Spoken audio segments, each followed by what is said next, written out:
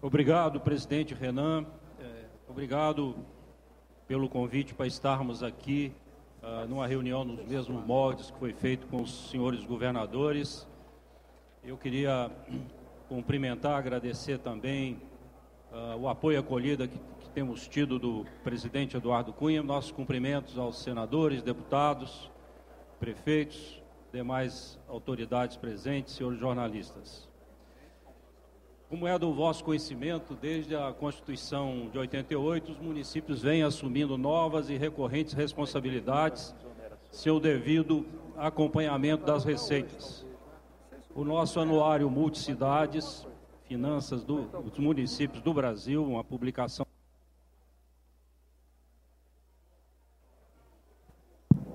demonstra que entre 2000 e 2013, os municípios aumentaram a sua fatia na receita disponível de 17,93% para 18,41%. Entretanto, as despesas dos municípios passaram de 7,91% para 13,72% do total das despesas dos entes federados. Ou seja, enquanto a receita do conjunto dos municípios cresceu meio ponto percentual, as despesas municipais, em média, aumentaram 5,8 pontos, comprovando esse crescente desequilíbrio. Desta forma, face às muitas dificuldades enfrentadas pelos governos subnacionais, é necessário rediscutir o Pacto Federativo e promover aprimoramentos.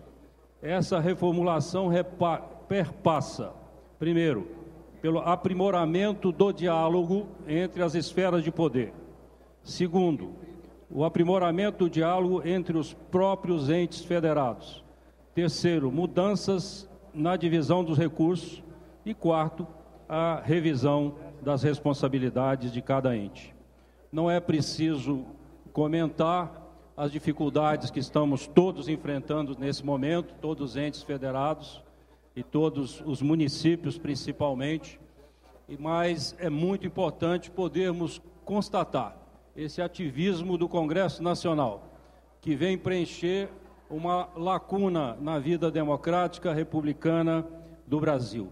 E isso nos anima a entender que há um espaço democrático para que possamos aprimorar as nossas legislações no sentido de termos, principalmente nos municípios, uma qualidade maior dos nossos serviços, podermos dizer aos nossos cidadãos que há um espaço no Congresso Nacional onde podemos discutir mudanças que irão, no final, certamente e principalmente, beneficiar a toda a nossa população. Nós temos aqui, senhores presidentes, 45 prefeitos filiados à Frente Nacional de Prefeitos, representando 1/4 da população brasileira e 1/3 do PIB nacional. Estamos todos enfrentando as mesmas dificuldades e tenho certeza que são as mesmas em escala diferente dos municípios menores, aqui representados pela Confederação Nacional dos Municípios, mas temos certeza que iremos trabalhar juntos e nós entendemos que as nossas prioridades são, num primeiro momento, aquelas que afetam as nossas receitas e despesas, mas sempre lembrando que, sabendo da dificuldade do momento, das questões do ajuste fiscal, sabemos que não é possível, a curto prazo, sangrarmos, vamos dizer assim, o Tesouro Nacional de forma precipitada, e sabemos que, como disse aqui o presidente Eduardo Cunha, essa redivisão vai ter que ser feita progressivamente e certamente no bojo também de uma reforma tributária. Mas eu queria, presidente, convocar aqui prefeitos para que rapidamente, em 1 minuto, cada um dessem o seu recado a respeito dos principais assuntos em pauta. Eu chamaria inicialmente o prefeito Fernando Haddad para comentar a questão dos precatórios e da redistribuição dos recursos da CID.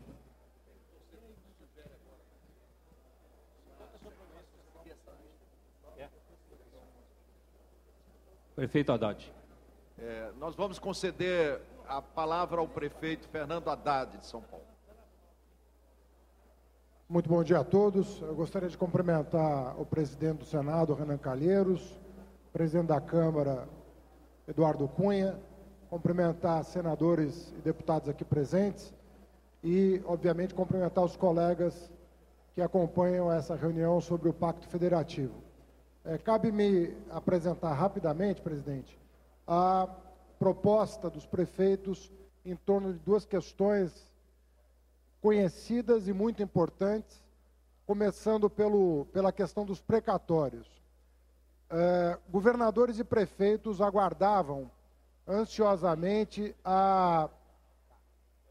o voto final do Supremo Tribunal Federal a respeito de como deveriam pagar os precatórios acumulados ao longo das últimas décadas.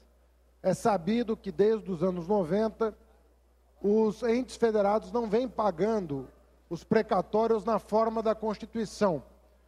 E o assunto vem sendo empurrado com a barriga desde então.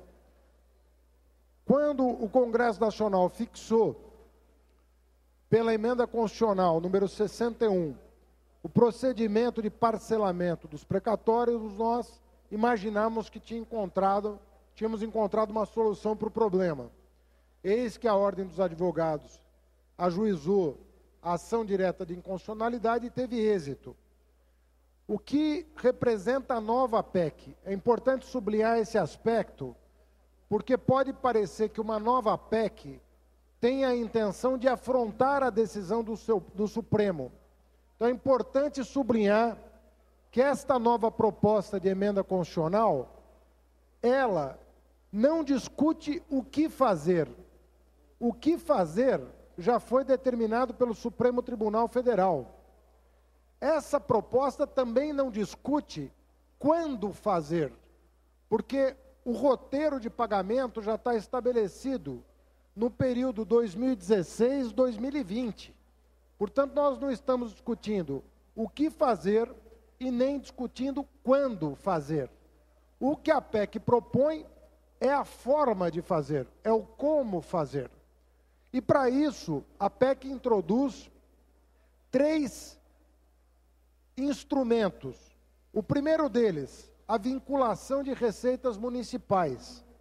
Nenhum prefeito poderá pagar de precatórios a média, menos do que a média dos últimos 5 anos. Ou seja, nós vamos gradualmente subindo a nossa média, porque a média dos 5 anos é uma média móvel. Então, a cada ano vai se incrementando o pagamento de precatórios com receita municipal. Segundo ponto importante, teremos acesso a 30% dos depósitos judiciais de natureza não tributária. É um expediente que foi usado no Rio de Janeiro, foi feito por lei complementar estadual, e nós queremos constitucionalizar essa ferramenta, esse instrumento que foi criado no Rio de Janeiro e que foi muito bem sucedido, porque permitiu ao Estado do Rio de Janeiro quitar o seu estoque de precatórios. E em terceiro ponto, se não for suficiente a vinculação de receitas e o acesso a 30% dos depósitos judiciais de natureza não tributária, fica autorizado pela Constituição uma operação de crédito para dar conta do remanescente, quando for o caso. Eu garanto que na enorme maioria dos casos, os 2 primeiros expedientes será suficiente para pagar o estoque de precatórios. Mas se num caso específico isso não acontecer, a Constituição autoriza uma troca de dívida, precatório por uma nova dívida, desde que os 2 primeiros instrumentos não sejam suficientes para honrar a decisão do Supremo Tribunal Federal. Portanto, nós entendemos, presidente, que com essa proposta de emenda constitucional, nós vamos dar conta do problema dos precatórios definitivamente.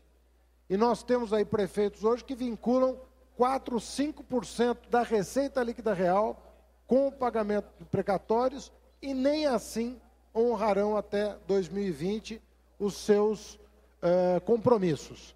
Dito isso, essa combinação virtuosa, a solução proposta pela Frente Nacional, vinculação de receitas com teto, mais a solução engenhosa do governo do Estado do Rio de Janeiro, as duas combinadas nessa proposta de emenda constitucional vão pôr fim ao problema de precatórios no país. Sobre a questão da CID, é conhecido que os prefeitos não, pelo fundo de participação, não têm acesso ao compartilhamento de receitas de contribuição. Só existe partilha de impostos no Brasil. E é sabido que, a partir dos anos 90, cerca de 7, 8 anos depois da promulgação da Constituição, o governo federal fez uso do aumento da carga tributária por meio das contribuições. Então, o que acontece, presidente? Quando a Receita Federal aumenta, aumenta pelas contribuições. Quando ela diminui por isenção fiscal, se isenta os impostos. Resultado, nós não participamos da Receita, mas entramos com o peso da desoneração. A desoneração é sempre feita às custas dos impostos. E a Receita é sempre feita às custas das contribuições, das quais nós não participamos.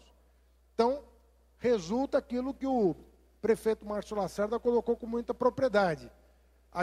Os prefeitos e prefeituras cada vez com mais encargos e cada vez com menos compartilhamento de receitas.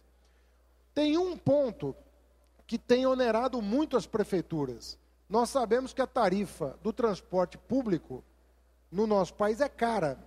E eu louvo saber, deputado Eduardo Cunha, presidente da Câmara, eu louvo saber que a maioria dos parlamentares se manifestaram contrariamente à reoneração do transporte público.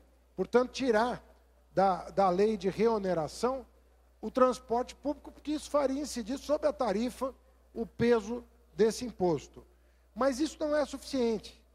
Nós entendemos, prefeitos do Brasil, que temos que compartilhar os recursos da CID para o único objetivo de auxiliar as prefeituras a subsidiar o transporte público nos nossos municípios.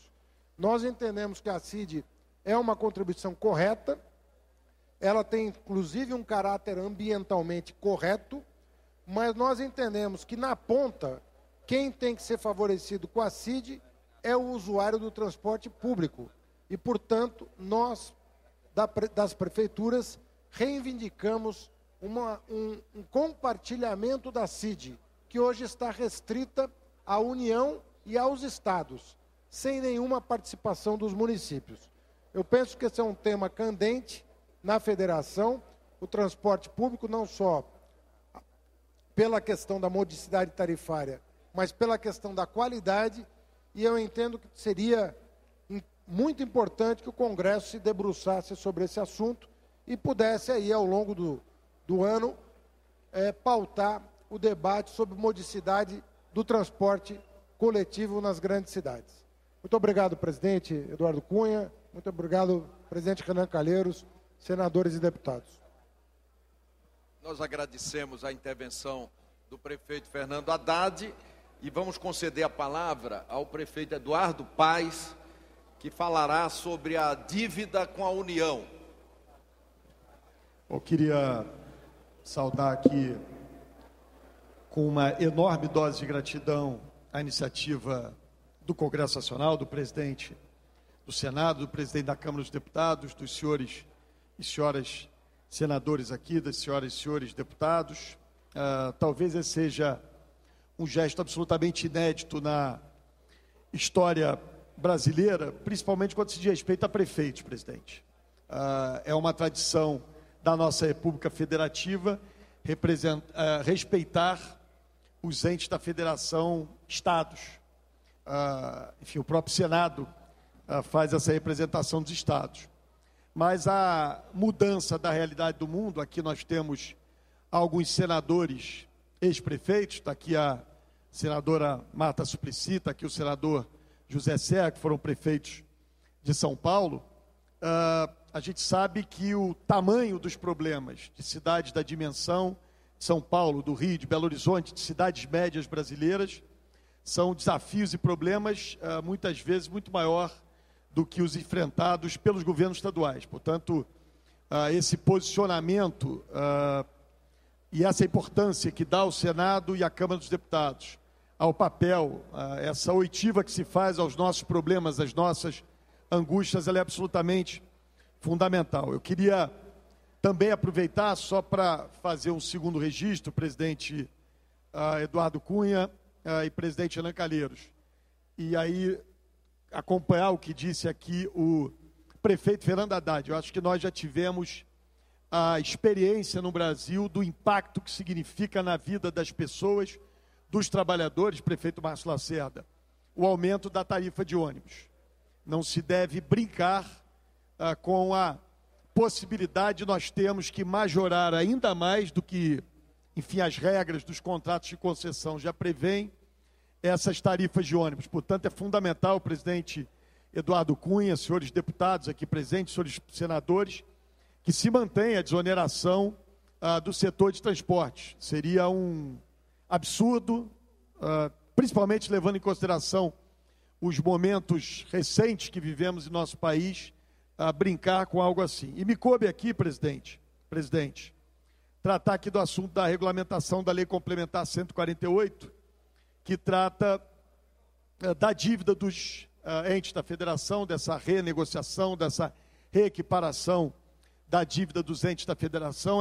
Esse é um processo de muito tempo, um processo liderado por diversos prefeitos, por diversos governadores. Está aqui o prefeito Fernando Haddad, que em diversos momentos levou essa questão e essa discussão, dada a difícil situação especial da maior cidade desse país, que é a cidade de São Paulo. Os entes governamentais, presidente Renan, cederam e concederam sobre esse tema em diversas oportunidades. Me lembro, quando esse tema ia ser votado no Senado Federal, Vossa Excelência me solicitou, uma época não é o momento adequado para essa pressão, aguardemos um pouco mais. Portanto, por parte dos entes da federação, o que houve sempre foi a compreensão para que essa rediscussão da dívida, ou essa justiça que se faz com a dívida dos entes da federação, pudesse ser, enfim, postergada para que não gerasse problema para as contas da União. O nosso apelo agora é que o relator dessa lei na Câmara dos Deputados, aquele que como líder do PMDB liderou na Câmara dos Deputados a aprovação dessa lei, saúdo aqui a presença do senador Aécio Neves, mas aquele que liderou e hoje é presidente da Câmara, para que coloque em votação na Câmara dos Deputados o exame do substitutivo do Senado Federal. O Senado Federal já apreciou a lei de iniciativa da Câmara, tão importante, e mais uma vez, só para destacar e concluir minha fala aqui, presidente, mais uma vez acho que os entes da federação mostraram enorme tolerância, a pedido do prefeito Fernando Haddad, do prefeito Márcio Lacerda, da cidade do Rio de Janeiro, que havia conquistado uma decisão judicial, uma liminar, que fazia com que os recursos já estivessem à disposição para a fruição do município. A prefeitura cedeu, fez um acordo judicial para acompanhar aquilo que o Congresso Nacional iria definir. Portanto, é fundamental que essa definição, presidente Eduardo Cunha, e essa apreciação desse substitutivo do Senado aconteça com a maior brevidade possível. Eram essas as minhas considerações. Muito obrigado.